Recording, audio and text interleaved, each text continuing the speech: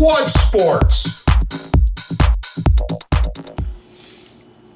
Oh, hi there, and welcome to a special edition of What Sports to mark Dino After Dark's 50th weekly episode since the start of the pandemic.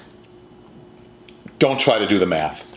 Since the last episode, I've had a few new segment ideas pop into my head, so I'm glad for this opportunity to share them with you. First thing we're going to do is take a common household staple and play a simple game. Let's head to my kitchen.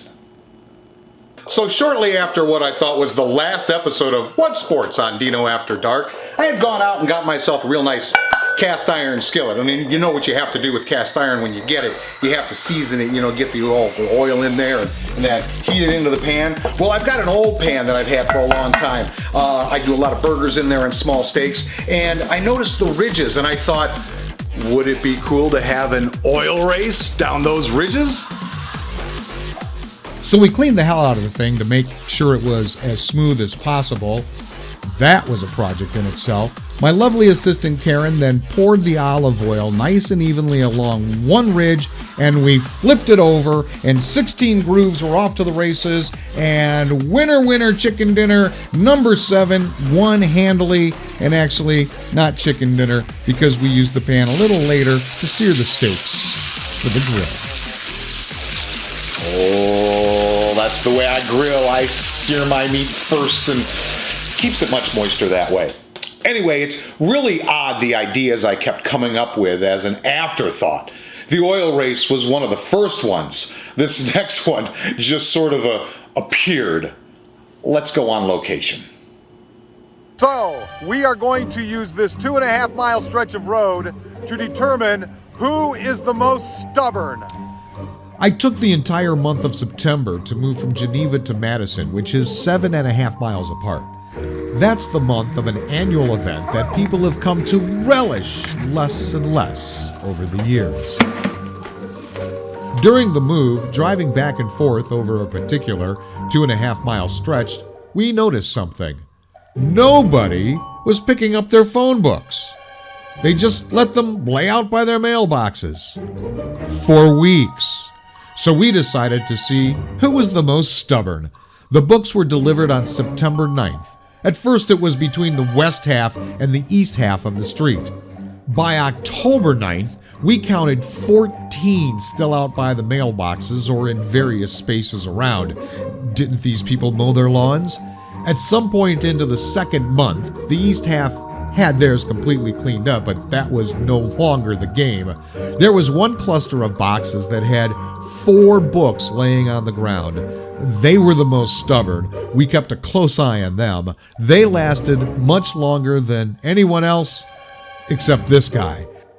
This was a company that even moved theirs around at the end of the driveway, only to run over it several times. So finally, 2 months out, there is still one in the driveway and one left from the mailbox cluster. So we have a tie for the most stubborn for not completing the simple task of picking up your damn phone book. Seriously, it was a fun game to play as we were hauling stuff from the old place to the new. We couldn't believe how long it stayed on. 14 remaining. Now it's time to take one of the oldest board games around and make it part of another game.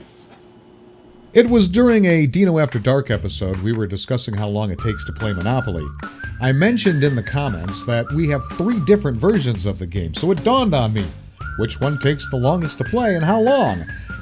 We played the original first, knowing it was going to take most of the afternoon, and it did. It took forever, as we knew it would. Sophia kept landing in jail. Karen never landed on my hotels on the green spaces, except this once when she hit 2 of them. But I kept landing on Karen's hotel-laden properties, the first 2 after go, which means I never collected my full salary. When she did land on my stuff, I was in jail and couldn't collect. I kept landing on luxury tax, which was more expensive than boardwalk rent because no one could build on it. Hell, Karen's properties just after go were more expensive to rent than boardwalk and Park Place during this particular game.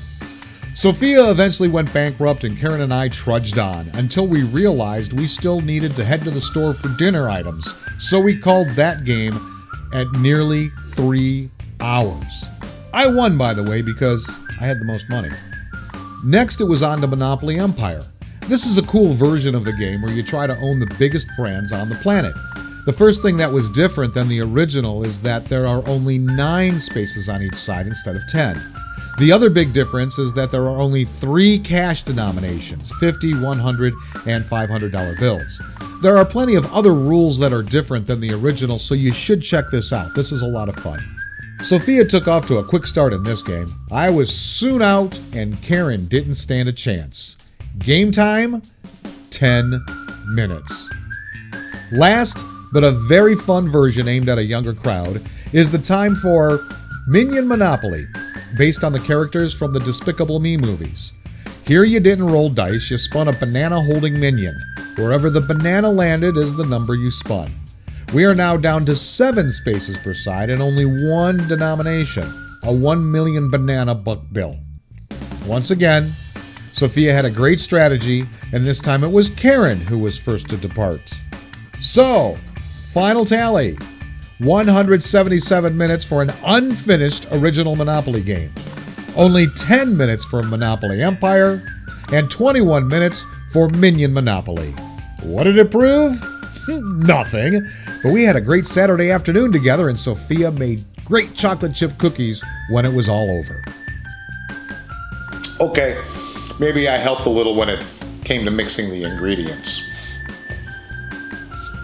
Wow, man. What was in this cookie?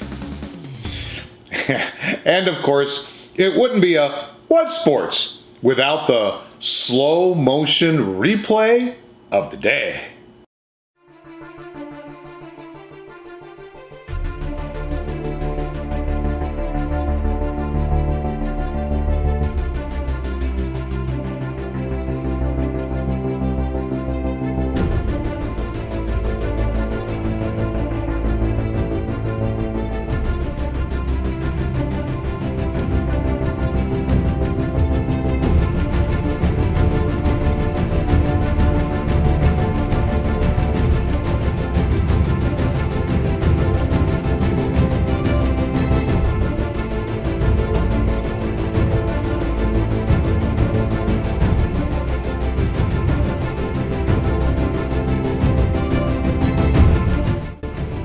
Well, that's it for this special episode of What Sports? We'll have to see what I can come up with in another 10 weeks, 11 weeks, 9 weeks, depending on Dino's math. Dino, cheers on 50 episodes.